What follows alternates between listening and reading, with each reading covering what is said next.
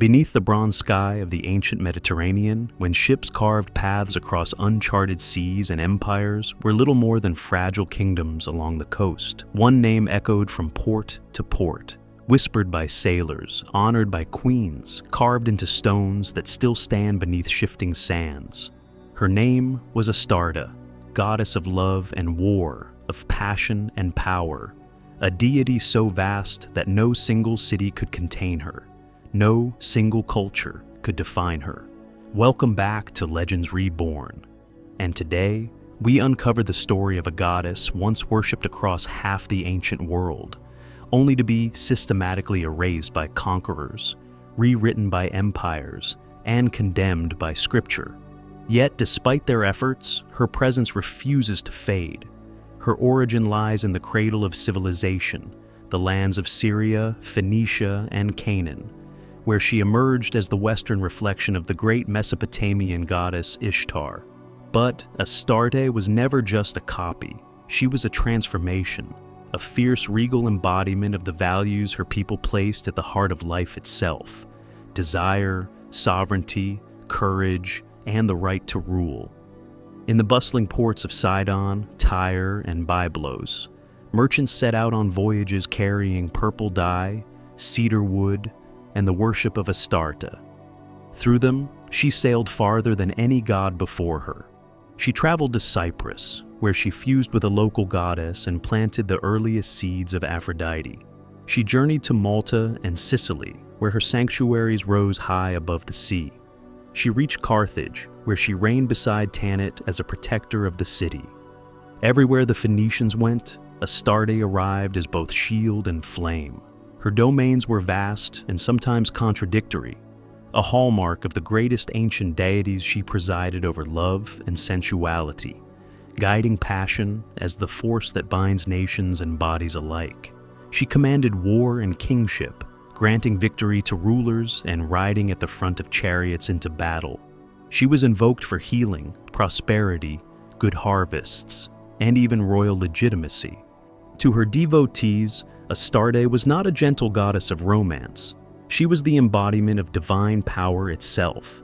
Her symbols reflected this: the lion, symbol of courage and monarchy; the horse, swift and martial; the sphinx, guardian of sacred places; and perhaps the star within the circle, an emblem later associated with Venus, but not universally astral in her earliest forms. Only a handful of representations of her can be identified with certainty, and they reveal something striking. Astarte riding a war horse or standing in a chariot, weapons in hand. This was no passive goddess of beauty. She was a conqueror, a leader, a force, and yet she was also intimately tied to the sea. On Sidonian coins, she stands upon the prow of a galley, leaning into the wind with one arm extended as if guiding the ship forward.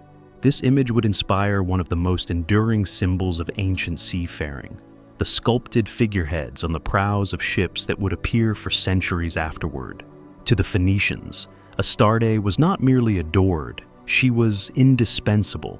She watched over sailors in the open waters, warriors on the battlefield, lovers in their chambers, and rulers upon their thrones. Her temples overflowed with incense, gold, and offerings. Her priestesses held respected positions. Her name was invoked in treaties, trade agreements, and royal inscriptions. But for all her power, Astarte existed in a world where empires were rising, empires that would shape history with unforgiving hands. And where empires rose, older gods often fell. The first blow came not from the Greeks or Romans, but from the neighboring Israelites. In the Tanit, the Hebrew Bible, Astarte appears not as a goddess but as Ashtoreth, a deliberate distortion of her name. Her title is fused with the word Bosheth, meaning shame or abomination, turning her into a symbol of everything Israelite prophets sought to condemn. Jeremiah, Samuel, Elijah, they all spoke against her. Her worship is described as idolatry, her followers as corrupted. She is linked to Baal, lumped into a single category of forbidden cults that had no place in the emerging monotheistic worldview. Temples dedicated to her were burned. shrines torn down. Her name written not with reverence, but with warning. Yet, there is a silent irony here. If she had not been influential, if she had not been powerful, she would not have needed to be erased. A god who poses no threat is not condemned. Only a god who still breathes in the hearts of a people inspires fear in those who wish to replace her. But the Israelites were only the beginning. As Greek influence spread across the eastern Mediterranean, Astarte was reinterpreted through their own lens. To them, she was Aphrodite, but the Greeks were deeply uncomfortable with the idea of a goddess who embodied both eroticism and warfare. They softened her edges, stripped her of her chariots and lions, and recast her in the role of a gentler goddess of beauty and desire. Her spear was replaced by a rose, her lion by a dove. The Romans continued the transformation, adopting her into their pantheon as Venus Erycina, the patroness of the rugged heights of Mount Eryx in Sicily. Here, too, her martial aspects survived only in whispers. It was syncretism by reduction, a slow erasing, not by destruction, but by reinterpretation. Astarte's complexity was dissolved to fit new mythologies. Her strength was muted, her fury forgotten, her divinity softened into something less threatening to patriarchal empires.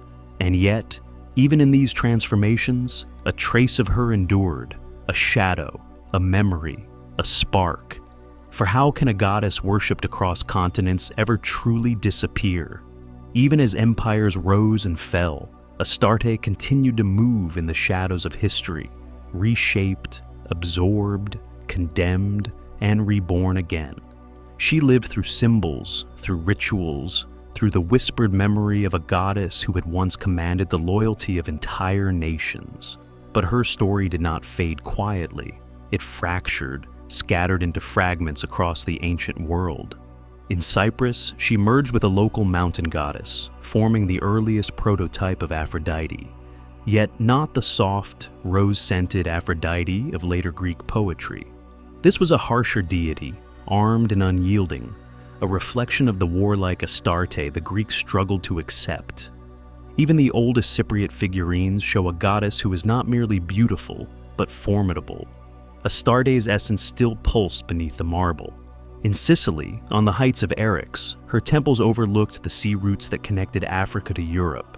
There she became Venus Erycina, a goddess whose rites carried the unmistakable echoes of her Phoenician origins. The Romans flocked to her shrines, offering garlands, incense, and sacrifices. Yet few realized they were worshiping a goddess far older than Rome itself, a star from the east cloaked in Latin names. In Carthage, Astarte did not simply survive, she transformed. There she ruled beside Tanit, a goddess of protection, motherhood, and civic duty. The two became entwined in ways scholars still debate: sisters, aspects of one power, or partners ruling the spiritual life of a mighty empire. Carthaginian art still shows their symbols side by side, proof that Astarte's flame burned strongly in a world that would one day defy Rome. But history is written by the victors, and when Rome triumphed over Carthage, it did more than burn the city. It sought to erase the memory of its gods. Temples fell, statues shattered, and the name of Astarte retreated further into the shadows. Yet, her disappearance was never absolute. Instead, she endured through syncretism, the ancient world's way of rewriting old gods into new forms. The Greeks softened her into Aphrodite. The Romans transformed her into Venus. Later, Christian writers dismissed her as a pagan spirit. Medieval scholars viewed her through the lens of demonology. But in every retelling, something of her remained, a thread of fire woven through the fabric of time. What makes Astarte unique is not only her wide-reaching influence, but the way she reveals the shifting landscape of human belief. Every culture that met her reshaped her, yet needed her, for she filled a role the ancient world could not abandon: the nexus of power and passion, the divine embodiment of both creation and destruction, a bridge between the desires of the body and the fury of war. This duality unsettled empires because a goddess who holds both love and violence, both seduction and sovereignty, cannot be easily controlled. The Israelite prophets understood this. In their struggle to define a new monotheistic identity, Astarte became the embodiment of everything they sought to leave behind: the temptations of neighboring cultures, the dangers of divided loyalty, the allure of female divinity. By renaming her Ashtoreth, by tying her identity to shame and abomination, they attempted to strip her of honor, power, and legitimacy. And yet the very intensity of their condemnation reveals her influence. You do not fear what is weak. You fear what still has a heartbeat. The Greek philosophers understood this too. They admired her beauty, but feared her ferocity. They preserved her sensuality, but buried her martial power. They folded her into their myths, but only after dulling her edges. The Romans took what remained and shaped her into Venus Eryxina, a guardian of soldiers and sailors, never admitting that the goddess they honored came from lands their legions sought to dominate. Even in Etruria, inscriptions show a fusion between the local goddess Uni and Astarte, a reminder that her presence was strong enough to reshape entire pantheons. Across every transformation, her essence flickers through: the lion, the star, the warrior, the lover, the queen. And so rises the central truth of Astarte's legacy. She survived not by resisting, but by transforming. She became what each culture could accept or feared to confront: a goddess too powerful to erase, too ancient to ignore, too complex to fit within the narrow walls of any single empire's mythology.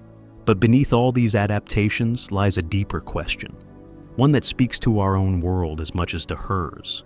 Why do powerful female figures so often become the first to be erased? Astarte's story is not just the history of a goddess. It is the history of political anxiety, cultural conflict, and the long struggle over who gets to define the sacred.